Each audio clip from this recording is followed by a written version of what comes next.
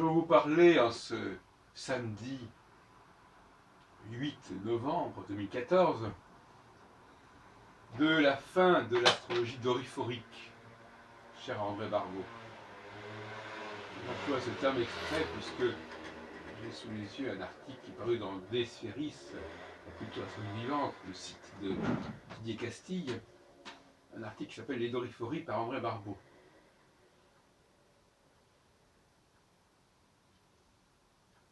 Moi je suis anti-doriphorique, absolument, viscéralement anti-doriphorique.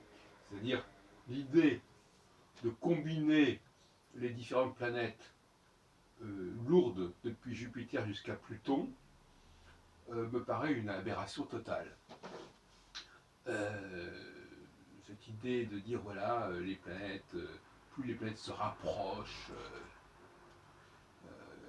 plus elles sont les unes à côté des autres, plus les conjonctions se croisent, etc. Plus il y a de tensions. Bon, tout ça, ça a été exprimé en 67 dans l'ouvrage d'André Barbeau, Les Astres et l'Histoire.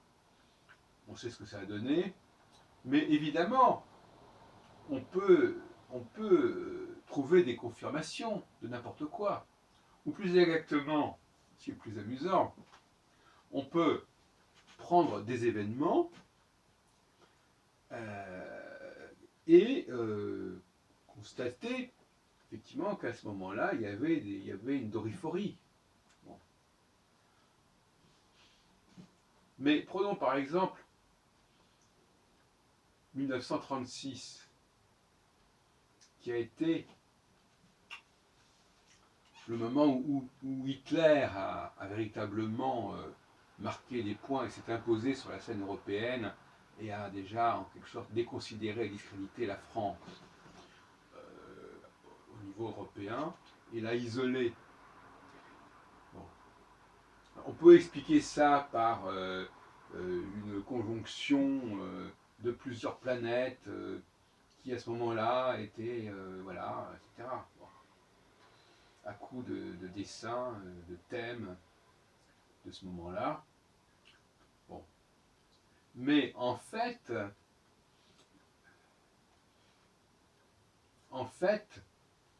l'explication est beaucoup plus simple que cela. 1935, conscription rétablie en Allemagne.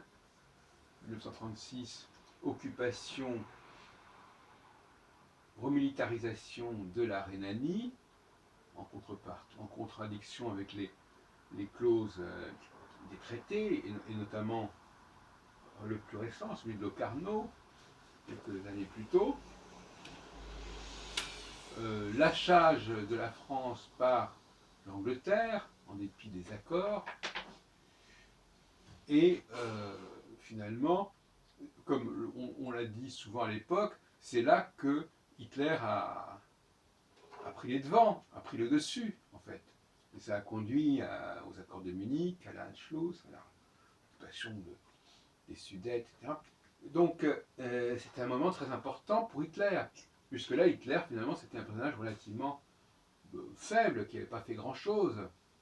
Et là, il y a un coup de force, il y a une émergence du personnage de Hitler, de l'Allemagne, face à tout un ensemble de pays hein, qui sont censés être liés par des accords et qui ne respectent pas leurs accords.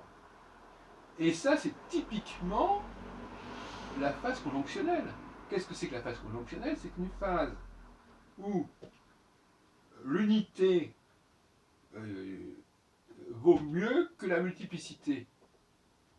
C'est-à-dire que dès qu'il y a une multiplicité, c'est-à-dire qu'il y a une diversité d'acteurs qui sont censés être liés entre eux, en phase conjonctionnelle, ça ne marche pas. Ou du moins, c'est surclassé par autre chose. C'est distancé. Bon. Donc, on a Saturne qui, à partir du début 35, est dans l'alignement avec l'étoile fixe Fomalhaut. Voilà. On n'est pas dans la doriphorie. On est avec une seule planète, un seul cycle planétaire, qui passe tous les 7 ans sur une des 4 étoiles fixes royales, point final. Alors, entre les deux modèles, il faut savoir celui qu'on préfère. Hein. Le modèle doriphorique où, en vrac, on regarde où sont les planètes, où elles sont concentrées, etc. Et le modèle du cycle conjonctionnel qui se produit tous les 7 ans et qui explique à lui seul tout ce processus. C'est ça la grande question qui se pose. C'est-à-dire, par exemple, de même qu'en en 35, donc on peut dire qu'il y a le début du processus conjonctionnel, n'est-ce pas? Et c'est là qu'il y a vraiment première percée de Hitler, en mars 35, avec le rétablissement de la conscription en Allemagne, et puis donc cette occupation de la Rhénanie, dont Sartre parle dans ses romans, et qui passe actuellement d'ailleurs en feuilleton sur France Culture. Et c'est intéressant. Aujourd'hui, on a oublié cette période, mais en fin de compte, même en 1938, on pensait que à la veille des accords de Munich, il allait y avoir la guerre mondiale, la guerre européenne. Elle a été repoussée par les accords de Munich. Elle a été repoussée de quelques mois. Mais je veux dire qu'on était dans une période effectivement très tendue. Mais on n'a pas besoin d'avoir pour avoir cette tension, on n'a pas besoin d'avoir ça. D'autant plus que cette tension, elle est plus ou moins impuissante. Il faut dire les choses comme elles sont.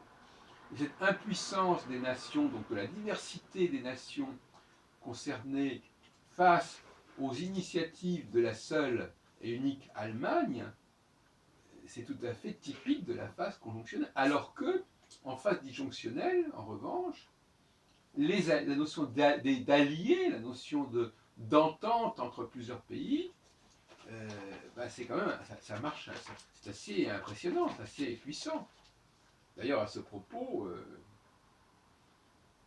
il faut reconnaître que la guerre de 14, c'est une guerre disjonctionnelle au départ, hein, quand on y réfléchit bien.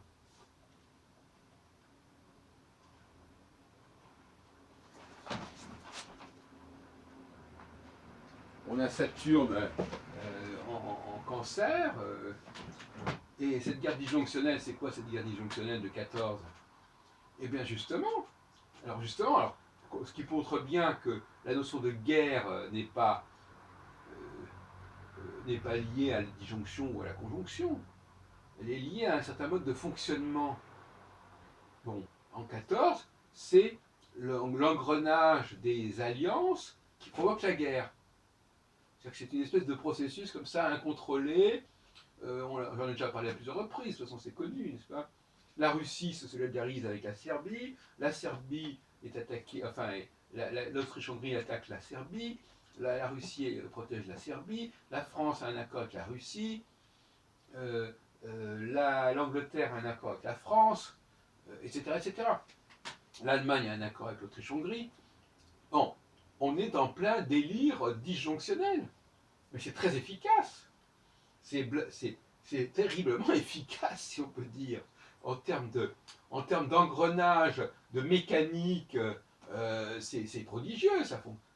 On est aux antipodes de 1936, où alors là, par contre, les accords ne sont pas du tout respectés. Hein.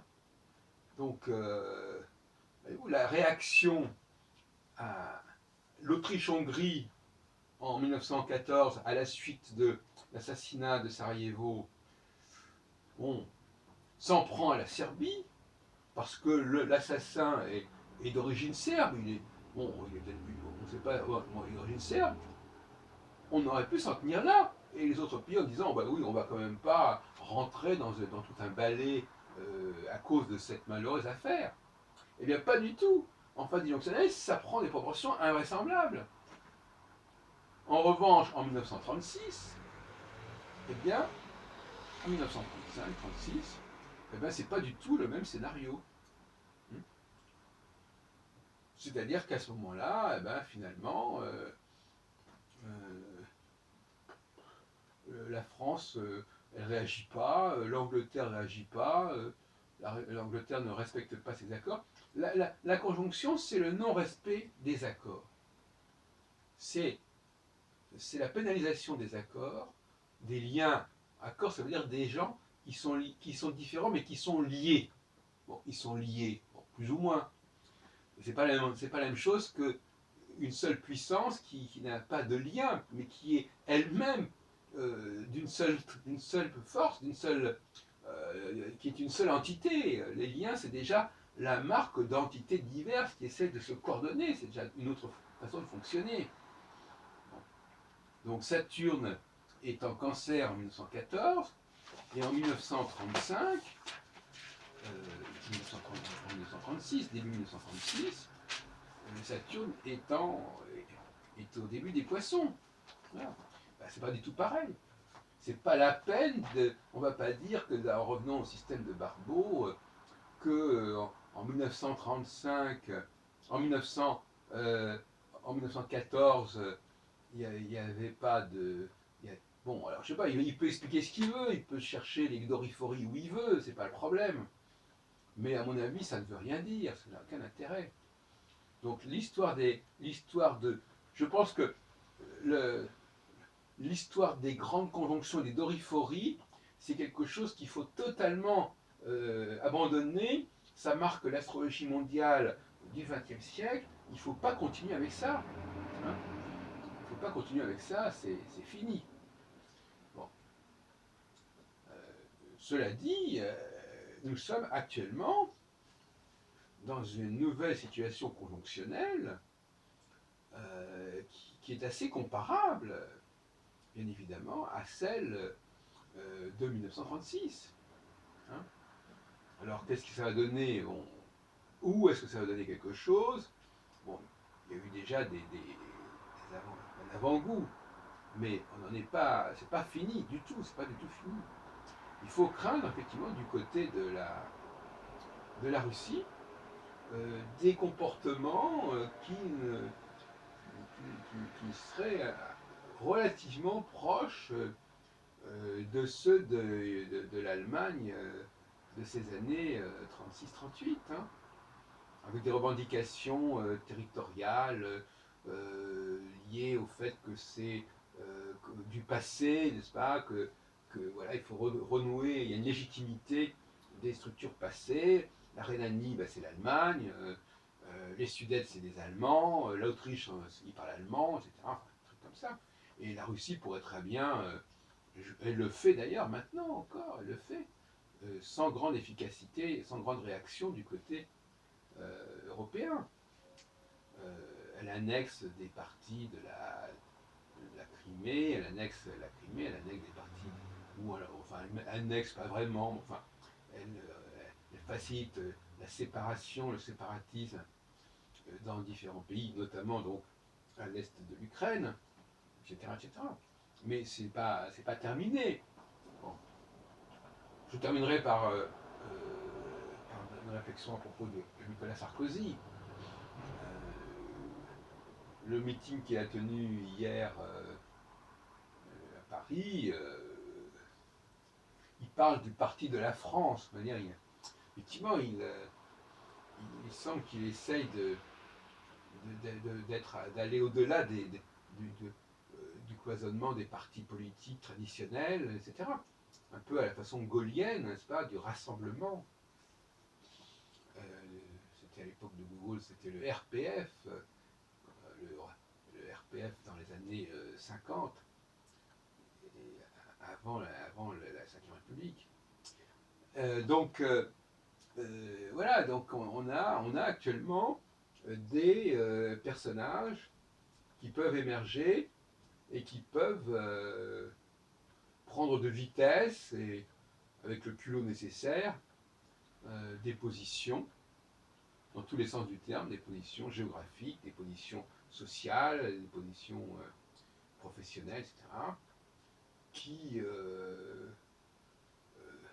qui profitent d'une certaine façon de l'incapacité d'un monde qui finalement est extrêmement divers. Il est certain que l'Union européenne, elle est complètement une structure disjonctionnelle, de toute façon. C'est une union.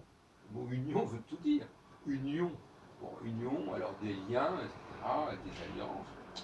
Eh bien, on peut dire que l'Union européenne, l'UE, elle va au-devant d'une crise d'impuissance majeure face à tout ce qui va se passer dans les prochains temps.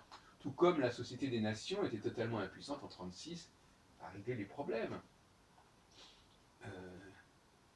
Et en 1947, en novembre 1947, lorsqu'il y a eu le vote de l'ONU, alors que Saturne se rapprochait de la conjonction avec Régulus, moi je sais très bien parce que je suis né à ce moment-là, Saturne était fin Lion, et voilà, on a vu ce que ça donnait, c'est-à-dire qu'ils n'ont pas du tout respecté, les forces sur place n'ont pas du tout respecté ce qui a été décidé par l'ONU, par l'Assemblée générale. La guerre qui a suivi a abouti à une répartition géographique qui n'était pas celle qui était prévue par l'ONU, par l'organisation, la reconnaissance des Nations Unies. Sur la question du rapport entre le pluriel et le singulier. Or, le paradoxe, c'est que quand on nous parle de Doriforie, on est dans la pluralité, justement. C'est ça le problème. La pluralité, pour Barbeau, la pluralité, c'est, au contraire, c'est un signe de puissance. Ça peut être un signe de puissance quand il y a des alliances qui sont respectées. Mais à d'autres moments, la diversité qui est représentée là, en l'occurrence, par les planètes, qui sont chacune, il y a 5 planètes qui sont unies ou pas unies entre elles. Alors, alors on pourrait s'amuser, mais moi ça ne m'amuse pas. On pourrait s'amuser en disant, quand elles sont unies entre elles, elles font front, les acteurs se relient entre eux, et quand elles sont désunies, eh bien, elles ne sont pas capables de se défendre et de s'organiser entre elles. Mais moi, ça ne m'intéresse pas. Je n'ai pas du tout le goût d'utiliser des planètes qu'on ne connaissait pas dans l'Antiquité, comme Uranus, Neptune et Pluton, de toute façon.